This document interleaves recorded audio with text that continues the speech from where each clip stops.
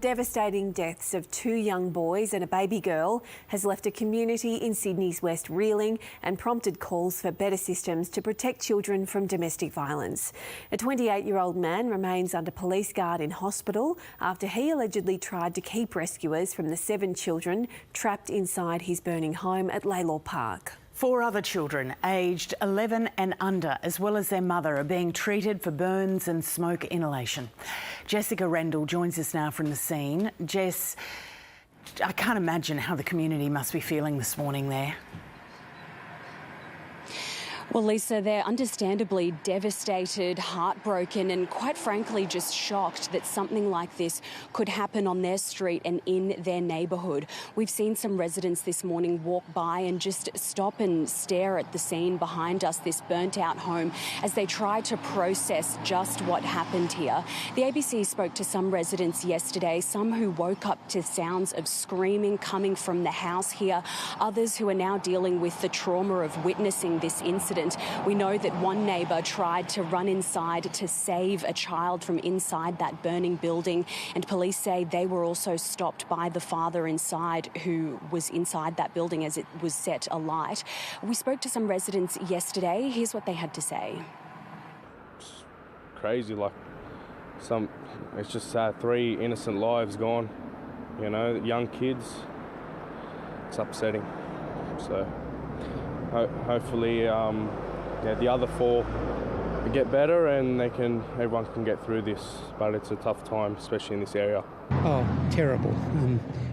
Just when it happens so close to home, and when it's happening in our own suburb where we've been for 20 years, it's devastating to know that this sort of thing has gone on. Awful. Now, as you can imagine, this incident has sent shockwaves throughout the community, right up to our Premier, who has also come out with a statement about this tragedy. He said that the children deserved love and protection and a caring home, and he says that our love and thoughts are with the surviving family members. He also is paying tribute to the emergency service workers who worked tirelessly to try and save the lives of those children inside that burning home yesterday, Lisa. Jess, what happens now with the investigation? Well, the father is currently in an induced coma in hospital. He's under police guard, and no doubt police will have many questions for him as they believe he is responsible for that fire and for the deaths of those 3 children. He doesn't have a history of violent domestic violence or of any apprehended violence orders taken out against him. But some neighbours who knew the man quite well say that he had been acting different recently, which of course is quite harrowing information in hindsight given what's happened here. Jess, thank you for those details. It is a tragic, tragic story we're dealing with this morning. Let's go to the US now, with President Joe Biden trying to ease concerns about his re-election bid with campaign stops in the battleground state of Pennsylvania. Michael is on deployment in the US for us and is outside the White House this morning. Michael, pressure seems to be increasing on Biden even just in the last hour.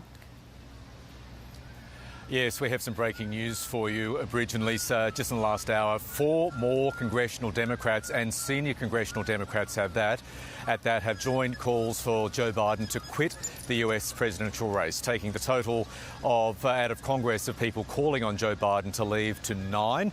This is the last thing the US president wanted, hoping to stem that concern with a few appearances today in that battleground state of Pennsylvania. But this development happened, Bridge, at the end of a virtual hookup called by the leader of the Democrats in the House of Representatives, Hakeem Jeffries, to look at the path forward for Joe Biden and the Democrats' prospects for the US election. Also reporting today that one of the most senior Democrats in the US Senate, Mark Warner, who represents the neighbouring state of Virginia, is looking at gathering a delegation of similarly concerned Democratic senators to approach Joe Biden, to call for him to quit the race. All of the Democrats that came out this morning and hit the US talk show circuit were at best lukewarm in their defence of Joe Biden. And we also had the likes of Adam Schiff, one of those Democrats who you might recall was the chief Democrat on the January the 6th committee looking at the insurgency after the 2020 election. Adam Schiff on one of those talk shows even going as far as talking up the qualities of Vice President Kamala Harris. I think the Vice President would be a phenomenal president. I think she has the experience, the judgment, the leadership ability to be an extraordinary president. Could she win overwhelmingly, Congressman? I think she very well could win overwhelmingly, but before we get into a decision about who else it should be, the president needs to make the decision whether it's him. Adam Schiff also used that interview bridge to talk about his concerns about the president's vigour, his word, in the lead up to November. The fear is for the White House that this tally of congressional Democrats, now 9 out of 213, yes, a small number, but that tally will increase once the Democrats return from their congressional break from tomorrow and they start to meet face to face to talk about their concerns about Joe Biden. For his part, the president was out on the stump today. He appeared at a campaign rally in Harrisburg, Pennsylvania. At the start of the day, he went to a predominantly black church in the suburb of Philadelphia in Pennsylvania, and not surprisingly, the issue of his age came up. I know with every fiber of my being, I know I won't look like I'm 40 years old, but I've been around a little bit. The Bishop and I were talking about that. It's heck turning 40. So Joe Biden, they're making light of the criticism that he's simply too old to run for a second term. Expect to see more of these appearances, these unscripted appearances, importantly, Bridge, by the president in the days and the weeks ahead, if he gets that far, to try to assuage those growing concerns within the Democratic Party.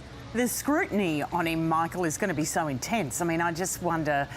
Well, I mean, he has these appearances, but literally every step he takes, every word that comes out of his mouth, people are going to be watching and waiting.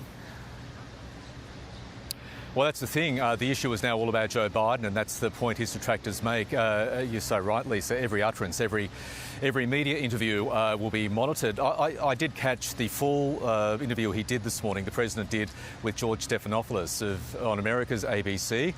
We saw excerpts of it released over the last 48 hours or so, and I have to say, he did appear every one of his 81 years. It was not the train wreck that the debate was, but he was losing his train of thought. He was getting facts and figures wrong. And based on that interview, we have ABC News here reporting more very wealthy Democratic donors are saying, that's it, I'm out. I cannot support this man to run again for president. Earlier this afternoon here at the White House, I caught up with some voters, including Kelly Ram. She's a resident here of Washington, and she too was expressing doubts. I do think we need someone younger and more in touch with the people. Why is that? I think when you're over 70, I mean, it's a demanding job. I can't imagine doing it. So I do think, based on what I see, I think we need someone younger. So, it is potentially going to be a big week, if not a big 24 to 48 hours for Joe Biden, with the Democrats coming back from their break, pressure mounting, but the president digging in. Yeah, absolutely. That New York Times piece this morning saying he's got two very defining qualities, resilience and defiance. So it's such an interesting story. Incredible to see this unfolding in the US. Thanks, Michael. We'll come back to you a little later in the program. Plenty more happening around the country. Let's go to Emma now. Thank you. Rock fishers are being warned to take better precautions after 2 bodies were recovered from the water at Little Bay Beach in Sydney's east. The bodies are yet to be formally identified. Surf Life Saving New South Wales says on average 8 people die each year while rock fishing in the state, and it's urging rock fishers to wear life jackets. Australia's Defence Force will soon operate small American-made drones designed for one-off deadly strikes against enemy personnel or vehicles. The Switchblade 300 drone weighs less than 2 kilograms and can be deployed in under 2 minutes. It's been used by Ukrainian forces against Russia since 2022. Details of how many drones and how much they're costing haven't been released, but the technology is expected to arrive in Australia within months. A member of the Hamas-run administration in Gaza is reported to be among 4 people killed in an Israeli attack on a school in Gaza City. Gaza's Civil Emergency Service and Hamas says an Israeli airstrike killed the Deputy Labour Minister, Ehab al-Gussein. Meanwhile, protests continue across Israel 9 months since the October 7th attacks to demand the government makes a deal with Hamas to ensure the release of remaining hostages. And a snail named Jeff is an instant celebrity. Get it? After winning the World Snail Racing Championships held at the Grimston Summer Big Bash Carnival in the UK. The event, which has been running since the 1960s, saw fans gather to witness more than 150 gastropods set a cracking pace on the 34-centimetre long snail trail. Jeff took the win, but was well off the world record pace set in 1995 by a snail named Archie. So there you go. I've got a bit more info on this now. Okay. Yeah. Excellent. Fill us in. So they go at about, I'm trying to do the calculation here, probably about 0.07 of a kilometre per hour. Archie did the 34 centimetres in 2 minutes and 20 seconds. Oh, he was so quick. just imagine 34 centimetres and it's taken him 2 minutes and 20 seconds.